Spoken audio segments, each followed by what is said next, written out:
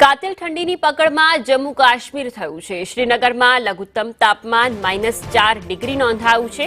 દલ તળાવનું પાણી થીજી ગયું છે। સોનમર્ગ ગુલમર્ગમાં તાપમાન -9 ડિગ્રી પહોંચી ચૂક્યું છે તો સોનમર્ગ અને ગુલમર્ગમાં બરફ વચ્ચે પ્રવાસીઓ મજા પણ માણી રહ્યા છે। ડિસેમ્બરનો સમયગાળો છે અને મોટી સંખ્યામાં અનેક લોકો આ સ્થળ પર જતા હોય છે। આ એ મહિનો છે જ્યાં અહીંયા બરફની સફેદ ચાદર પથરાયેલી ઠેર ઠેર જોવા મળે છે અને આ જ નજારો માણવા માટે અત્યારે પણ પ્રવાસીઓ જમ્મુ કાશ્મીરની સૈર કરી રહ્યા છે, જેમાં જમ્મુ શહેરમાં લઘુત્તમ તાપમાન 3.6 ડિગ્રી નોંધાયું છે। દલ લેકના દ્રશ્યો છે જ્યાં પાણી થીજી ગયું છે। હાઉસબોટ ત્યાં આવેલી છે, મોટી સંખ્યામાં ત્યાં પણ પ્રવાસીઓ આવતા હોય છે।